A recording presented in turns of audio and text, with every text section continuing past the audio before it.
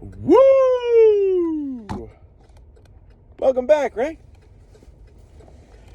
Here it is, man. The first, big yawn. And first off-base podcast of 2022. The podcast carefully crafted to remind you to suck a fat one if you think you're the only one. Because you're not. I'm not. I'm your host. I'm the Rocky Mountain no-name Jackass. And it's 33 degrees outside in the city of Aurora at 7:47 in the AM on January 4th, 2022. Chaw time.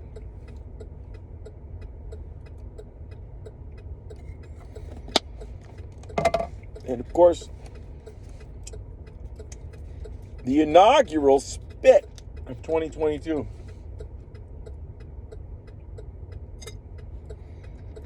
Wow. Just finished dropping them all off. My youngest son just got his vaccination. Youngest son. I only have one son. Just got his vaccination. So far, he's feeling good. His arm's not even really sore. We'll see how he goes. Somebody's waving me through. Thank you, brother. But yeah, really, there is so much to talk about, so much that happened. And, I only got about 20 minutes before I get back on base. And we'll see where this conversation goes. To see where my stream of consciousness goes this morning. Needless to say, 2022 feels like it's going to be pretty exciting. I don't know why, but it really does. So,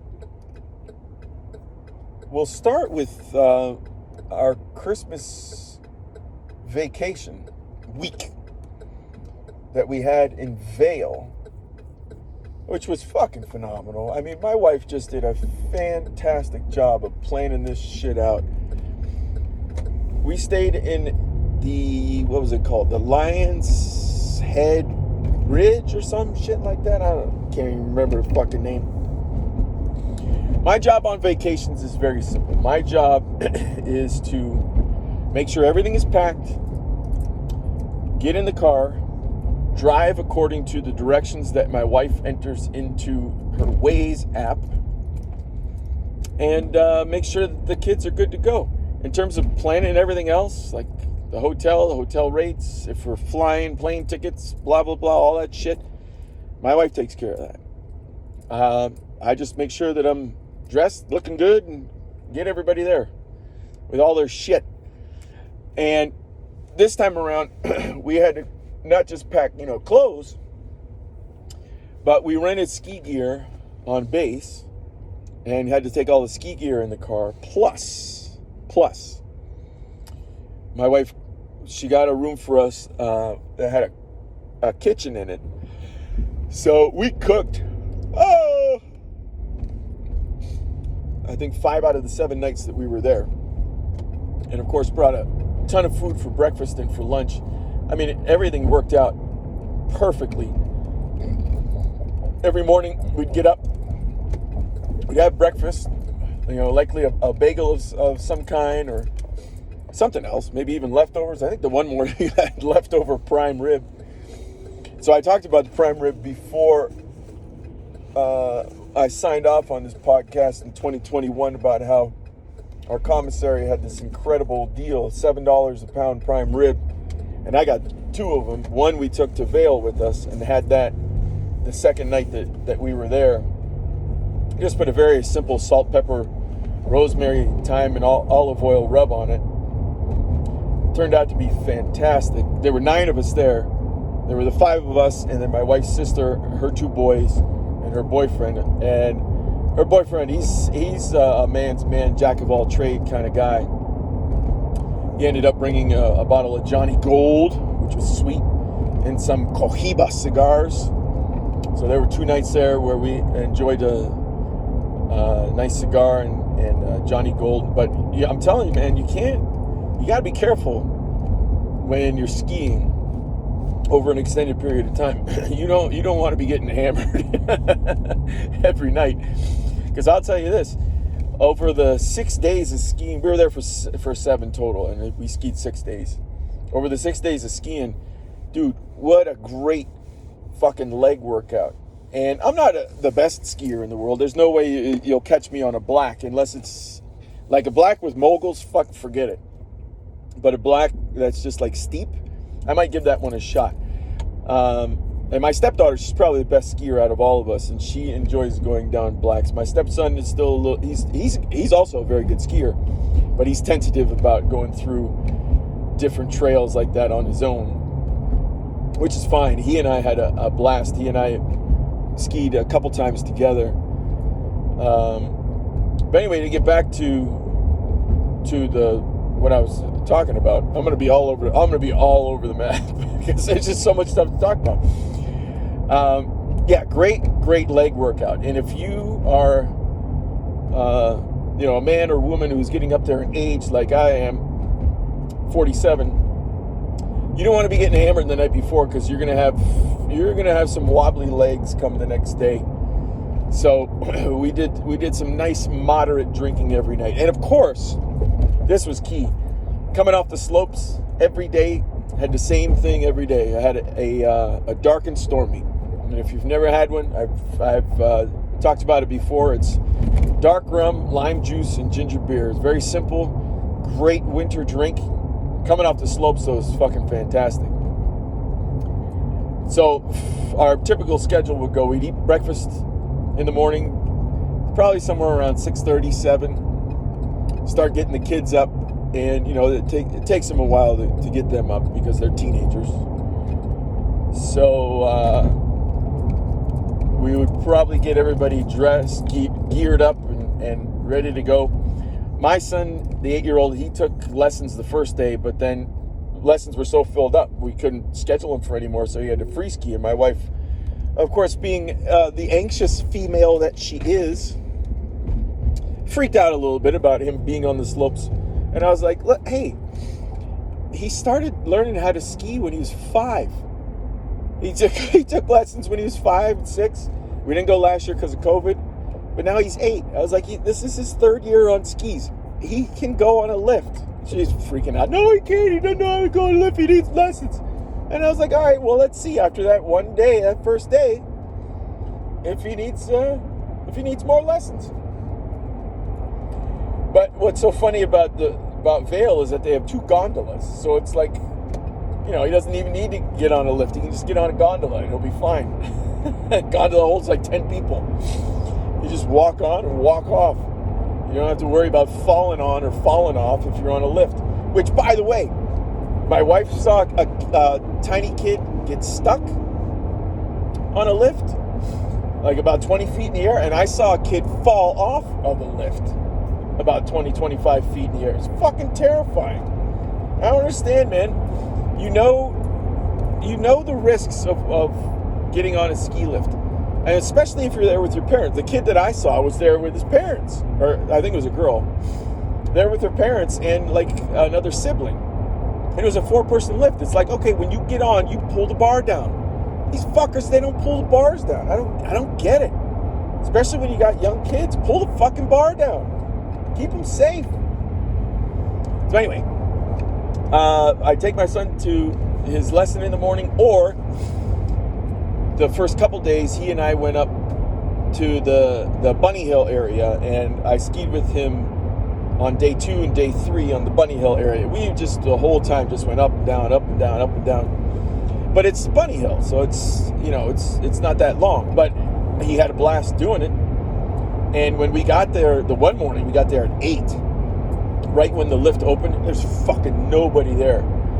People really start showing up around 9:30. So I think we got in 12 runs in an hour. Oh, it was beautiful. We just kept counting them, and then we get to the top of the lift, and we'd say to the lift operator, be like, all right, we're on number 12, or we're on number 8, we're on number 9. And he started counting them with us. So by the time we're getting up in the double digits, he's like, here's 10. And it was really cool. So then after we get our morning runs in, because then it'd start getting crowded, we just ski right back down to our room and eat lunch. It's fucking fantastic. I brought like 6-7 pounds of lunch meat, cheese, all kinds of different rolls. I had Kaiser rolls, sub rolls, regular plain old white bread, all the condiments to go along with it. We had roast beef, turkey, ham, salami, pepperoni. Crushing it for lunch every day. And like I said, the one day we had leftover prime rib. Oh, and my hopefully soon-to-be brother-in-law, when he carved the prime rib, he cut the bones off. So there was just 3 beef bones left. And you know, there's a ton of flavor on those because there was still meat left, there was still fat left. And the one day, when I came back down for lunch, man, I took those beef bones and broiled them for about 3-4 minutes. So some of the fat crisped up. And I ended up making ramen out of that. Because I also, brought a big package of ramen. For $3, you get like 20 packages of ramen. Or 12, sorry. 12 packages. No, it was 18. It doesn't matter. The fact of the matter is that one day I had a fantastic beef bone ramen with a couple of soft-boiled eggs. Oh, shit, was that good. That was good. So then we go back out for our afternoon ski, maybe ski from like 1 to 3 or 1 to 3:30.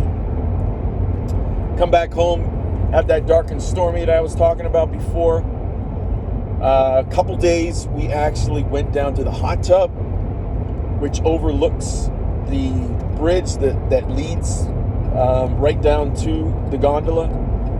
I mean, it was just beautiful. The hot tub, though, it was funny. We've been in hot tubs before when we go skiing, and they're usually pretty comfortable. You can hang out there. But the one that we had at our hotel, fucking thing was jacked up high. Must have been like somewhere around 100 to 105 degrees is usually very comfortable for a hot tub. But this one had to have been up in the 120s, man. I swear to God, because you couldn't be in there for more than 5 minutes where you had to sit back up on the ledge and you're like huffing and puffing. God, it's hot. And then people are like, well, yeah, it's a hot tub. Well, no, no. No. So anyway, we enjoyed the hot tub, and then we would come back up and we'd all eat dinner together. Just enjoy some wine. Or like I said, a couple nights we had some scotch and a cigar. And then we go to bed and do it all over again. And that was our schedule for 6 days. And man, I'll tell you, unbelievable Christmas trip. My wife knocked it out of the fucking park with that one. Some of the dinners that we had the prime rib, like I said, with baked potatoes and all the fixings. Cheese, bacon, green onion, sour cream, all the jazz. Another night I made a bacon mushroom pasta spaghetti that my wife really likes with a balsamic vinaigrette sauce. Believe it or not, it's really good. And then you just drizzle a tiny little bit of truffle oil on it with some basil leaves. It's really good. So we had that. I also made chili. And my son fucking crushed the chili because we had plenty left over. And then, like the next day for breakfast, I was like, all right, buddy, what do you want for breakfast? And he was like, can I have the chili? And I was like, yeah, you can have the chili. So he had chili that morning. I think he had chili for lunch, and then he finished off the chili the next morning, which was great. What else did I make? Did I make pasta? Did I make another pasta? I can't remember. There was one more thing that I had made. But the chili lasted us for 2 nights, which was nice. Now I can't even remember what I made. There were four different dinners that I made. Then we had leftovers 2 nights, and then we went out for dinner 2 of the nights as well. But anyway, my stepson, he really got some good skiing in him. I don't know what the fuck my stepdaughter's problem was. She just kept bitching about how she had to wait in line. And it's like, well, dude, we're here in Vail at Christmas time. Yeah, you're going to have to wait a little bit in order to go skiing. But anyway, my nephews who were with us, they had a fucking blast. And they were so polite, too. Just very, very good boys. I mean, their mom, she's done a fantastic job of raising them. And now that they have their mom's boyfriend in their life, And this is a shout out to all the guys out there who are stepfathers. I'm a stepfather. I got 2 stepchildren. Now, he's not their stepfather just yet. I wish they would get married. He's not their stepfather just yet, but he's teaching them all the right stuff, man. He really is. And like I said before, he's a guy's guy, and he knows a lot about just, fixing shit. Like he started a granite company, so he's like, he's a salt of the earth kind of guy. They're out of Chicago too, so that's some hard-working motherfuckers out there. So he knows a lot about like fixing household shit. He knows how to hunt, knows how to fish. Unfortunately, I don't have those skills. I can cook, and he can cook as well. I actually use his hollandaise recipe all the time. I used it over the weekend. I made a chipotle pork eggs benedict. Used his hollandaise sauce recipe for it. It's very, very good. But anyway, my nephews fucking had a blast. The only problem was the first day that we went on the slopes, my soon-to-be, hopefully, brother-in-law and my oldest nephew were snowboarding, and then my other nephew, the younger nephew, he was skiing. But the snowboards, when they went out on the slopes, we got to the top, we were like, yeah, you guys, we said, like, my soon-to-be brother-in-law, he knows how to snowboard, but my oldest nephew, we were like, hey, you're good with snowboarding, right? And he was like, no, I've only done it twice. And we were like, wait, what? This dude had a horrible, horrible first day. Fucking falling left and right. Couldn't get up on his board. And we're coming down greens and blues, and it was a train wreck, man. Felt horrible for him. So finally the next day, his mom put him in a lesson for a day, which improved his skills dramatically, because then we went out on day 3, day 4, and he was crushing it. He was having a blast. He was doing great. He was staying on his board. He was turning. He was stopping. It was just a much, much better experience for him to be able to do that after having had a lesson. So we're glad we talked her into giving him a lesson.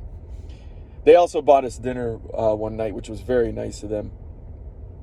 We had gone out just to see Vail Village. If you guys have never heard of it, or if you've never seen it, if you've been to Vail before but never been to Vail Village during Christmas time, absolutely gorgeous how they have everything lit up.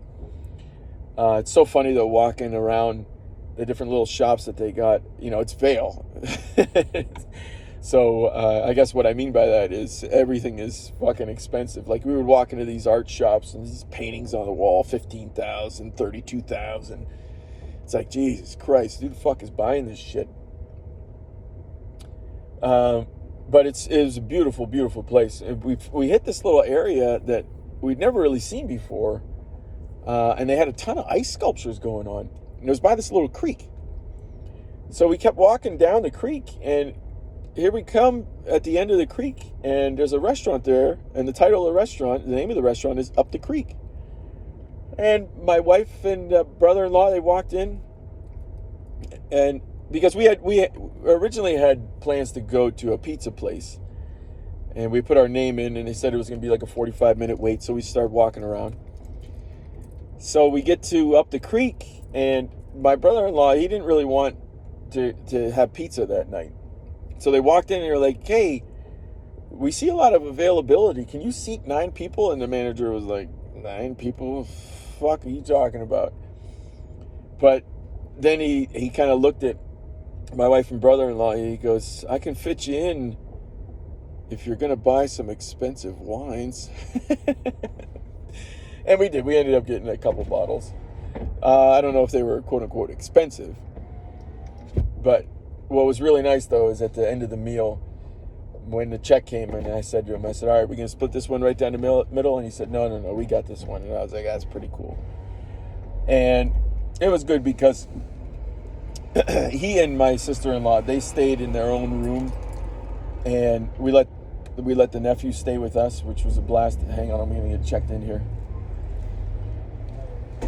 What's up, fellas? Happy New Year. Come on, sir. You guys see the front, please? Yes, you can. Very good. Enjoy your day. Thanks.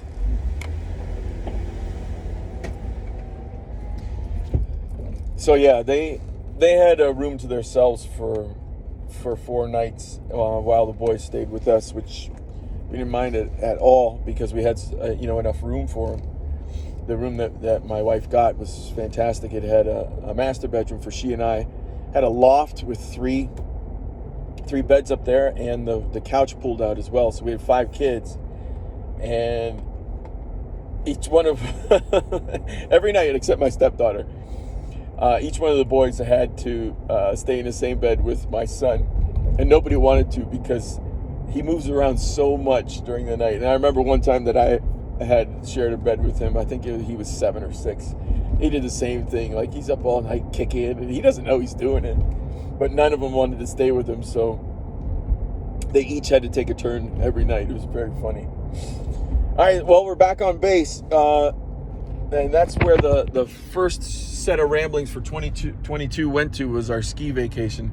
We're going to have a lot more to talk about as the days proceed. But want to welcome everybody to 2022, man. This is going to be a year to make of it what you will. Do you in 2022, huh? Let me get that final view of Denver in the foreground with the Rockies in the background, and then we'll sign off here and try to make the best of January 4th, 2022. There it is. A great shot. Getting a lot of nice snow in the mountains right now. It's going to be beautiful. And then we start looking forward to spring break, where we head back over those mountains to ski again. All right, everybody. I'll smell you tomorrow.